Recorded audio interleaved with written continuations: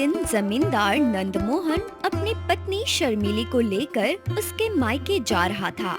रास्ते में जब वो घने जंगल से गुजर रहा था, तभी उसकी पत्नी को अचानक किसी बच्चे के रोने की आवाज सुनाई दी। अजय, क्या तुम्हें किसी बच्चे की रोने की आवाज आ रही है?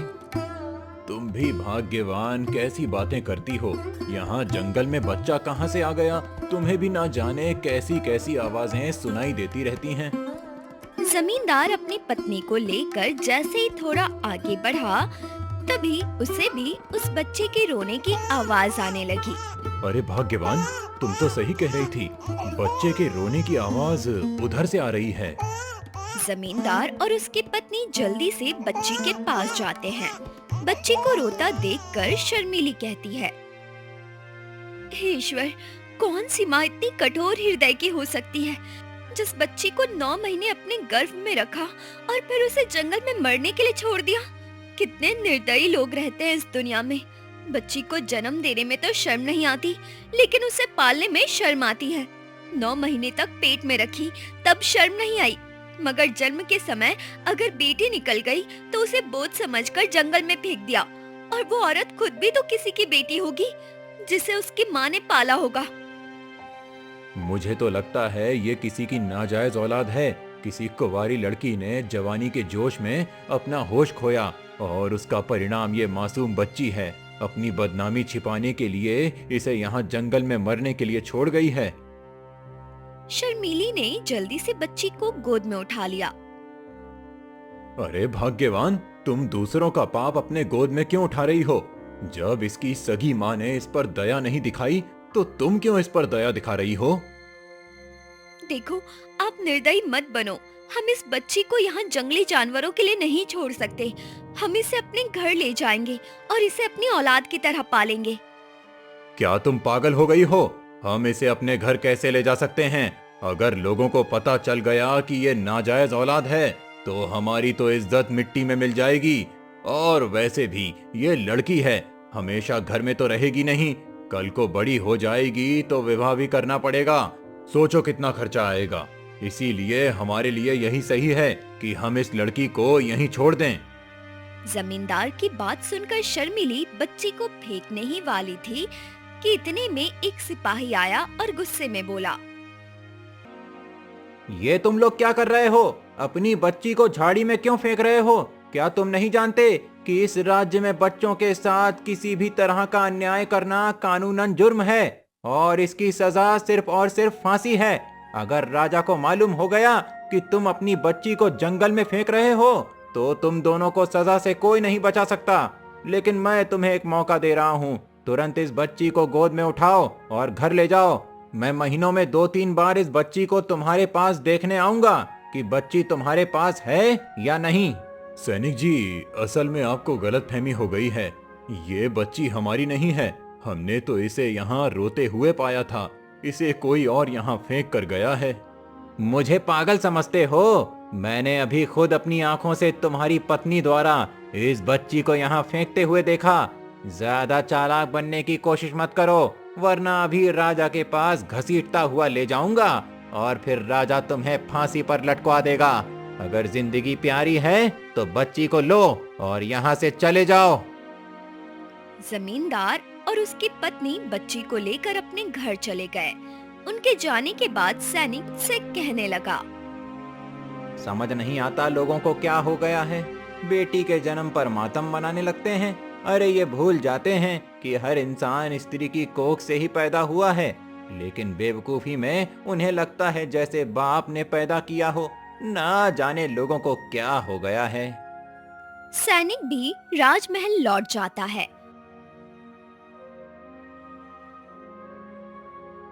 अब सिपाही महीने में या हफ्ते में जमींदार के घर उस लड़की को देखने जाता रहता है।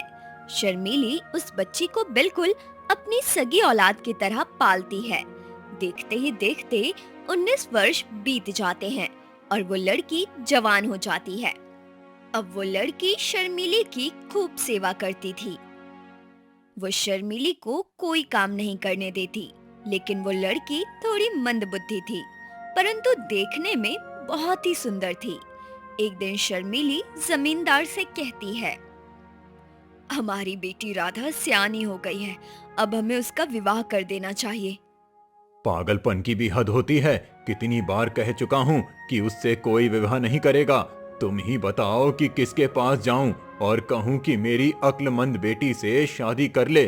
अगर मैंने झूठ बोलकर इसका विवाह कर भी दिया तो कोई इसे एक दिन अपने घर नहीं रखेगा।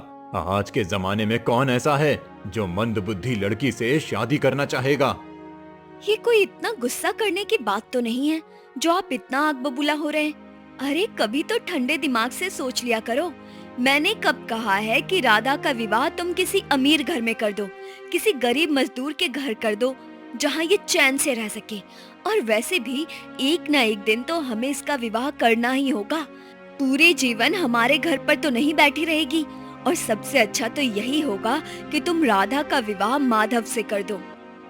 अरे कभी तो अकलमंदी की बात किया करो। हम माधव से राधा का विवाह कैसे कर सकते हैं? वो हमारे खेतों में मजदूरी करता है।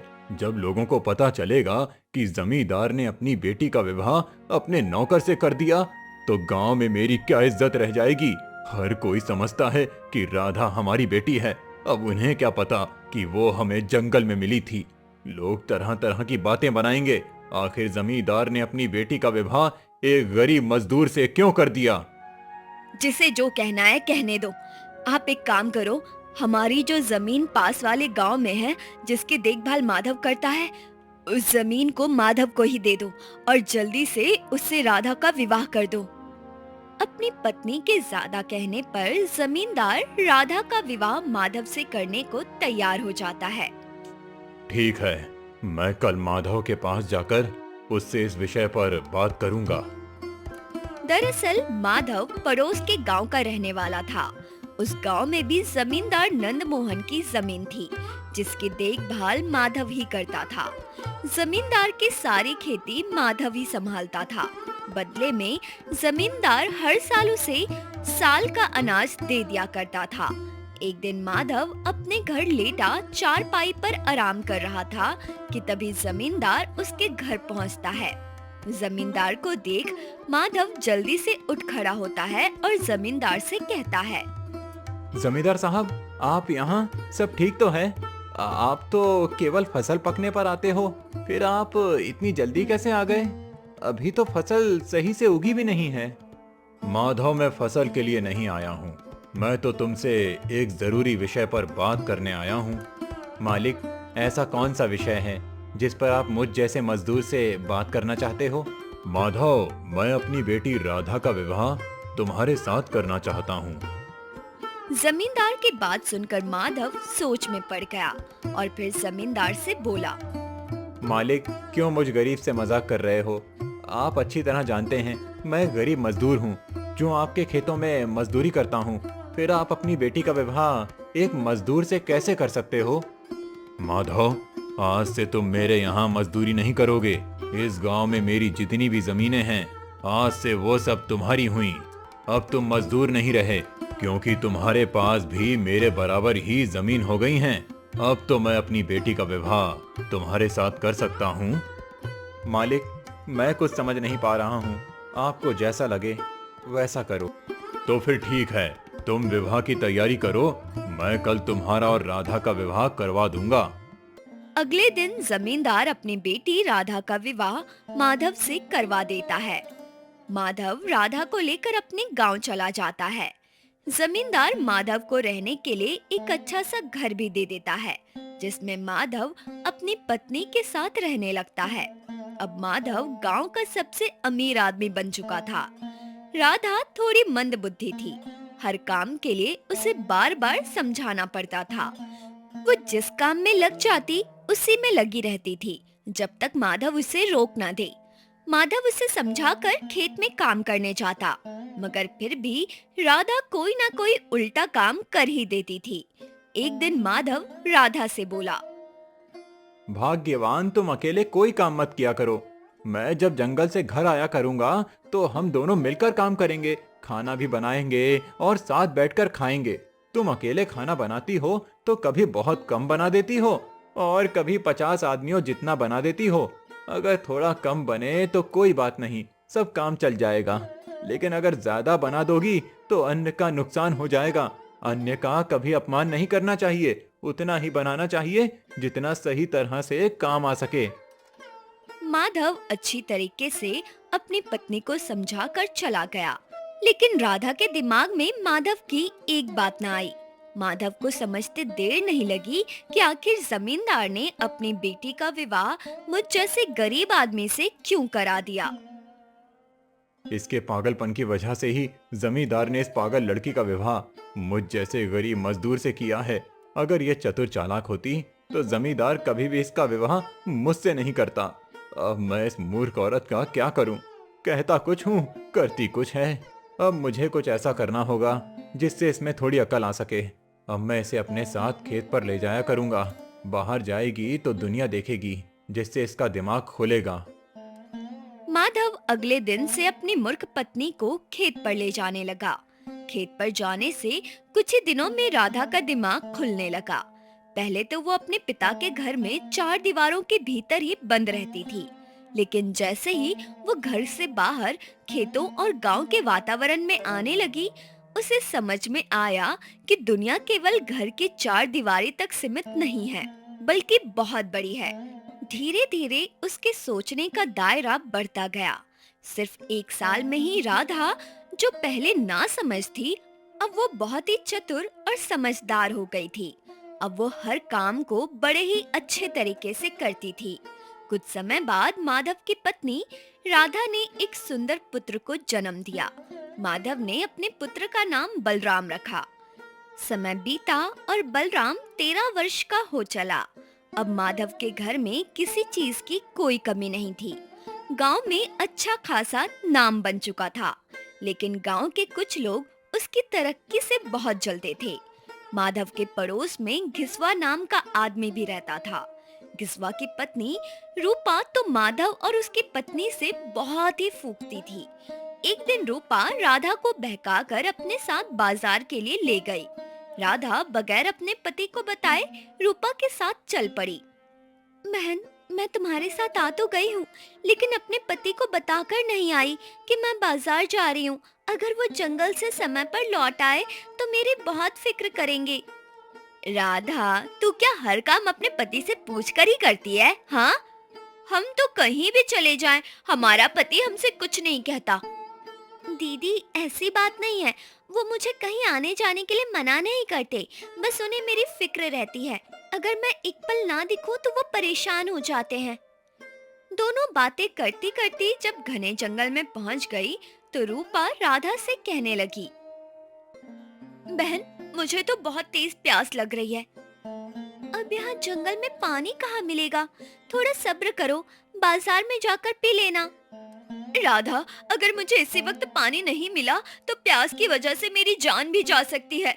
पास में एक नदी है, मुझे उस नदी तक ले चलो, मैं उस नदी में पानी पी लूंगी। रूपा के बहकावे में आकर राधा उसे नदी तक ले जाती है। तुम इस बर्तन में नदी से थोड़ा सा पानी ले आओ, जल्दी करो, प्यास से मेरी जान निकलने को है।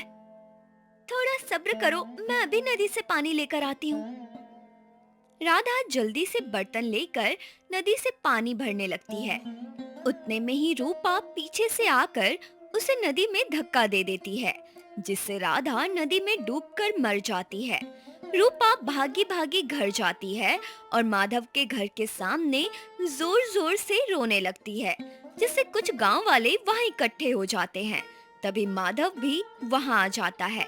रूपा रोते हुए माधव से कहती है, माधव भैया, बहुत बड़ा अनर्थ हो गया, सब कुछ बर्बाद हो गया। भाभी जी रोइए मत, आप साफ साफ बताइए क्या हुआ है। मैं और राधा बाजार जा रहे थे। रास्ते में अचानक राधा को बहुत तेज प्यास लगी।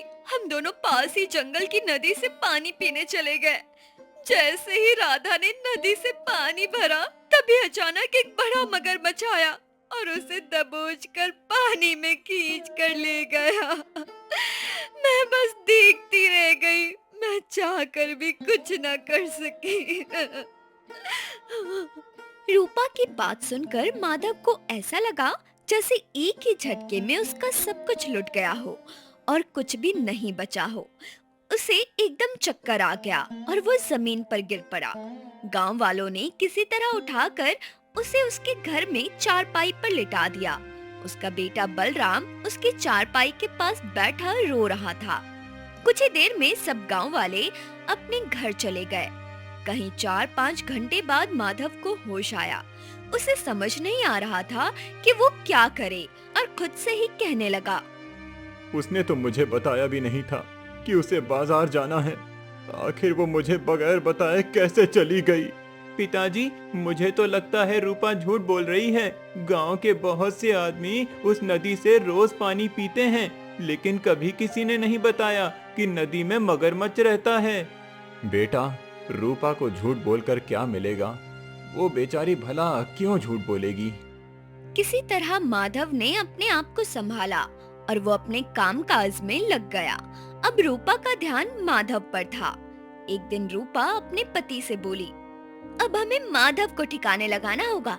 उसके बाद उसका बेटा बचेगा, उसे तो हम जब चाहे तब मसल देंगे और फिर इनकी सारी जमीन हमारी हो जाएगी। घिसवा अपनी पत्नी के कहे अनुसार ही काम करता था। जो वो कहती थी वो केवल वही करता था। उसे इस बात से कोई मतलब नहीं था कि पत्नी सही कह रही है या गलत। वो तो अपनी पत्नी को बहुत होनहार और अक्लमंद समझता था। एक दिन माधव बलराम से बोला, बेटा, खाना पकाने के लिए आज घर में एक लकड़ी भी नहीं है। मैं जंगल से लकड़ी लेने जा रहा हूँ बेटे। तुम घर पर रहना, कहीं जाना मत। पिताजी, लकड़ी काटने आप नहीं बल्कि मैं जाऊंगा। आप घर पर रहकर आराम करो। बेटा, तू कभी लकड़ी काटने नहीं गया, इसीलिए तुझे लकड़ी काटने का तजुर्बा भी नहीं है। मैं कुछ ही देर में लकड़ी काट कर ले आऊंगा। माधव अपने बेटे को समझाकर जंगल लकड़ी काटने चला गया। रूपा माधव को जंगल जाते हुए देख लेती है। वो जल्दी से अपने घर जाती है और अपने पति से कहती है, अभी मैंने माधव को जंगल लकड़ी काटने जाते हुए देखा। यही सही समय है उसका काम तमाम करने का। जल्दी चलो जंगल। घिसवा अपनी पत्नी के कहने पर एक मोटा सा डंडा लेकर उसके साथ चल पड़ा। उधर माधव लकड़ी काटने में व्यस्त था। तभी घिसवा चुपचाप पीछे से आया और माधव के सिर पर डंडा दे मारा, जिससे माधव की तुरंत मृत्यु हो गई। दोनों पति पत्नी जल्दी वहां से फरार हो गए। उधर बलराम को अपने पिता की बहुत चिंता हो रही थी। इतनी देर हो गई है, पिताजी अभी तक क्यों नहीं आए? अब तक तो उन्हें आ जाना चाहिए था। कहीं उनके साथ कोई अनहोनी तो नहीं हो गई? मुझे जंगल जाकर देखना चाहिए। बलराम ने गांव के 2-3 आदमियों को लिया और जंगल में अपने पिता को खोजने निकल पड़ा। जंगल में उसने जाकर देखा कि उसके पिता एक पेड़ के नीचे मरे पड़े हैं। ये देखकर बलराम को बहुत दुख हुआ। उसने किसी तरह अपने पिता का अंतिम संस्कार किया। अब बलराम अकेला रह गया। उसे अपने माता पिता की बहुत याद आती थी। एक दिन वो अपने घर में बैठा हुआ सोच रहा था, शायद घिसवा और उसकी पत्नी हमारे दुश्मन हैं। मुझे इन दोनों से बचकर रहना होगा। अब बलराम घिसवा और उसकी पत्नी से बहुत दूरी बनाकर रहने लगा। बलराम ने उनसे बोलना भी छोड़ दिया था, लेकिन घिसवा बेवजह ही बलराम से बात करने की कोशिश करता। उसकी पत्नी भी अक्सर बलराम के घर आने की कोशिश करती, मगर बलराम हर बार कोई ना कोई बहाना बनाकर उन्हें मना कर देता। एक दिन बलराम को किसी जरूरी काम से नगर जाना पड़ा। उसने अपनी गाय अपने पड़ोसी जुम्मन के हवाले कर दी। जुम्मन, मैं एक बहुत जरूरी काम से नगर जा रहा हूँ। शायद कल या परसों तक लौट आऊं। मुझे अपनी गाय प्यारी है और घर की चिंता सता रही है। पूरे गांव में सिर्फ तुम ही हो जिस पर मैं आंख बंद करके भरोसा कर सकता हूँ। जुम्मन, मैं चाहता हूँ कि मेरी गैर हाजिरी में तुम ही मेरी गाय और घर का ध्यान रखना। गाय को समय पर चारा पानी देना, उसे भूखा मत रखना। रोज सुबह शाम उसका दूध भी निकाल लेना और दूध बेचकर जो भी पैसे मिले वो भी तुम ही अपने पास रख लेना। बलराम, तुम बिल्कुल भी परेशान मत हो। बेफिक्र होकर नगर चले जाओ। मैं तुम्हारी प्यारी गाय और घर का पूरा ध्यान रखूंगा। बलराम नगर चला गया। उसके जाने के बाद जुम्मन ने उसकी गाय को चारा खिला दिया और फिर अपने घर चला गया। रात को जुम्मन गाय को घर के अंदर बांधना भूल गया। जब रूपा ने बलराम की गाय घर के बाहर बंधी देखी तो वो बहुत खुश हुई। वो जल्दी से अपने पति के पास गई और अपने पति से कहने लगी, आज बलराम घर पर नहीं है और उसकी गाय भी बाहर बंधी हुई है। ये अच्छा मौका है, उसकी गाय को चुरा कर बेच देते हैं। तुम चुपचाप उसकी गाय को खोल लाओ। याद रहे तुम्हें कोई देख न ले, बहुत ही सतर्क होकर जाना। घिसवा चुपचाप बलराम की गाय को खोल लाया और रातों रात जानवरों के व्यापारी को औने पौने दामों में बेच आया। सुबह जब बलराम नगर से घर लौटा तो उसे घर पर अपनी गाय नहीं दिखी। ये देख वो बहुत घबरा गया और जल्दी से जुम्मन के घर गया। भाई जुम्मन, मेरी गाय कहाँ है? वहीं होगी जहाँ बंधी थी। वहाँ नहीं है, सारी जगह देख ली लेकिन मेरी गाय कहीं भी नहीं मिल रही है। जुम्मन बलराम को उस जगह ले आया जहाँ गाय बंधी थी, लेकिन वहाँ गाय नहीं थी। ये देख जुम्मन के होश उड़ गए। देख भाई बलराम, तू मुझसे किसी भी चीज की कसम ले ले, लेकिन मैंने तेरी गाय यहीं बांधी छोड़ी थी। अब मुझे नहीं पता उसे कौन खोल कर ले गया। तुम परेशान मत हो जुम्मन, इसमें तुम्हारी कोई गलती नहीं है। मैं जानता हूँ मेरी गाय कौन खोल कर ले गया है। अब मैं उसे ऐसा मजा चखाऊंगा कि वो जीवन भर याद रखेगा। बलराम समझ गया कि उसकी गाय को रूपा और उसके पति ने खोल लिया है। उसने तरकीब लगाई और एक दिन चुपचाप रूपा के तीनों गाय चुरा कर बेच आया। सुबह जब रूपा को पता चला कि उसकी तीनों गायें गायब है तो वो जोर जोर से रोने लगी। हाय हाय, लुट गए, बर्बाद हो गए, कुछ नहीं बचा। अपनी पत्नी की रोने की आवाज सुनकर घिसवा जल्दी से उसके पास आया और अपनी पत्नी से कहने लगा, क्या हुआ रूपा, इस तरह क्यों रो रही है? अरे कोई नास पीटा हमारी तीनों गाय खोल कर ले गया, हमें बर्बाद कर गया। जरूर ये काम बलराम का है, वही हमारी गाय खोल कर ले गया होगा। मुझे लगता है उसे पता चल गया है कि हमने ही उसकी गाय खोली थी। मैं उस नासपीटी को जिंदा नहीं छोड़ूंगी, उसके माँ बाप की तरह उसे भी ऊपर पहुंचा दूंगी। उसने हमारी गाय चुराकर अच्छा नहीं किया। उधर बलराम भी बहुत सतर्क हो गया था। वो जानता था कि रूपा और घिसवा उसे नहीं छोड़ेंगे, इसलिए वो रात में घर के अंदर नहीं रहता था। दिन के वक्त भी अकेला खेत पर नहीं जाता था, किसी न किसी को अपने साथ जरूर ले जाता था। एक दिन बलराम को रात में खेत पर अकेले जाना पड़ा। उधर घिसवा और उसकी पत्नी कई महीनों से बलराम के घर के आसपास घात लगाए बैठे थे। बलराम के घर से निकलते ही उन्होंने बलराम को पकड़ लिया और उसके हाथ पैर बांध दिए। बलराम, आज तेरे मरने से पहले मैं तुझे एक सच्चाई बता दूं। तेरे माता पिता को हमने ही मारा था। तेरी माँ रूपा को नदी में धक्का दे दिया था और तेरे पिता के सर पर मैंने डंडे से वार किया था, जिससे वो इस दुनिया से चला गया। और अब तेरी बारी है, कुछ देर में तू भी उसके पास चला जाएगा। घिसवा और रूपा ने बलराम को उठाकर नदी में फेंक दिया और फिर वहाँ से चले गए। नदी के पानी में बहता हुआ बलराम बहुत आगे निकल गया। एक चरवाहा अपनी बकरी चरा रहा था, तभी उसकी नजर बलराम पर पड़ी। उसने जल्दी से बलराम को पानी से बाहर निकालकर उसके हाथ पैर खोल दिए। कुछ ही देर में बलराम को होश आ गया। चरवाहा बलराम से बोला, तुम कौन हो और तुम्हारे हाथ पैर बांधकर तुम्हें नदी में किसने फेंक दिया? बलराम ने चरवाहे को अपनी सारी कहानी बता दी। बलराम की बात सुनकर चरवाहा भावुक हो गया। आज से तुम मेरे ही साथ रहो। अगर अपने गांव गए तो लोग तुम्हें फिर से मारने की कोशिश करेंगे। बलराम चरवाहे के साथ ही रहने लगा। चरवाहे के साथ रहते रहते बलराम को 3 महीने बीत गए। एक दिन बलराम चरवाहे से बोला, भाई, अब मुझे चलने की इजाजत दो, वरना वो लोग मेरी जमीन पर कब्जा कर लेंगे। अगर मुझे समय मिला तो मैं तुमसे मिलने जरूर आऊंगा। बलराम, तुम मेरी बेटी से विवाह कर लो। अगर तुम मेरी बेटी से विवाह कर लोगे तो हमारी दोस्ती रिश्तेदारी में बदल जाएगी और फिर हम दोनों का आना जाना लगा रहेगा। क्या तुम मेरी बेटी से विवाह करने को तैयार हो बलराम? आपने मेरी जान बचाई, फिर भला मैं आपको विवाह के लिए कैसे मना कर सकता हूँ। मैं आपकी बेटी से विवाह करने को तैयार हूँ।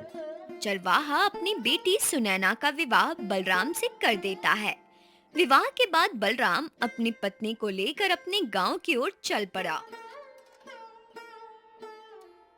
रास्ते में सुनैना बलराम को अच्छी तरह समझा देती है कि गांव में जाकर उसे क्या करना है।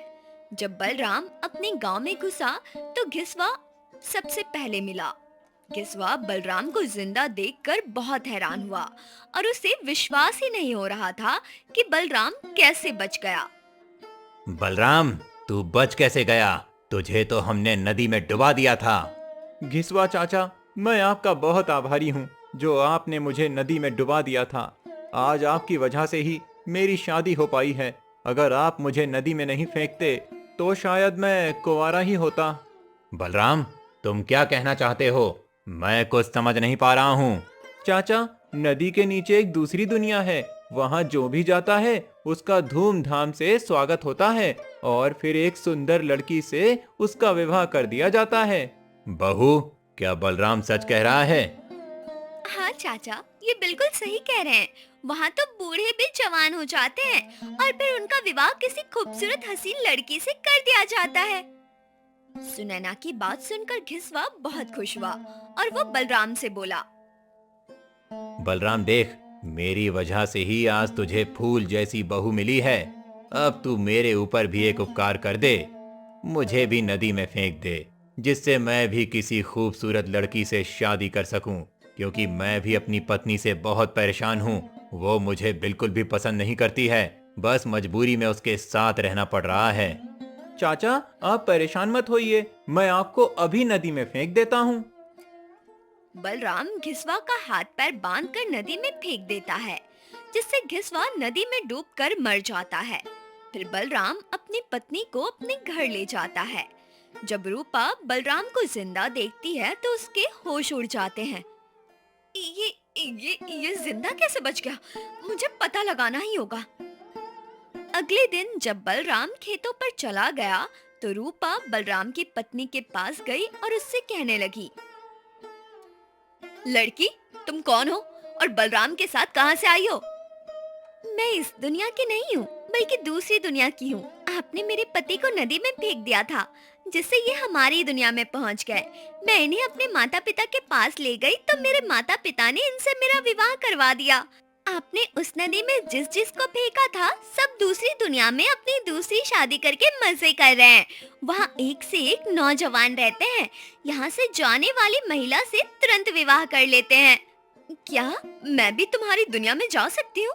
हाँ, क्यों नहीं जा सकती, बिल्कुल जा सकती हूँ। दरअसल मुझे अपना पति बिल्कुल पसंद नहीं है, वो किसी काम का नहीं है। अब मैं उससे परेशान हो चुकी हूँ, इसलिए दूसरा विवाह करना चाहती हूँ। तुम मुझे कैसे भी करके अपनी दुनिया में पहुँचा दो। मैं आज ही तुम्हें अपनी दुनिया में पहुँचा दूंगी, चलो मेरे साथ। सुनैना रूपा को नदी के पास ले गई और उसके हाथ पैर बांधकर नदी में फेंक दिए और फिर बोली, मेरे सास ससुर की हत्या करने वाली, तू अब अपने पति के पास जा। हमने इसी तरह तेरे पति को भी डुबा दिया। बेवकूफ महिला, नदी के नीचे कोई दूसरी दुनिया नहीं है। घिसवा की पत्नी भी डूबकर मर गई। उसके बाद बलराम अपनी पत्नी सुनैना के साथ खुशी से रहने लगा।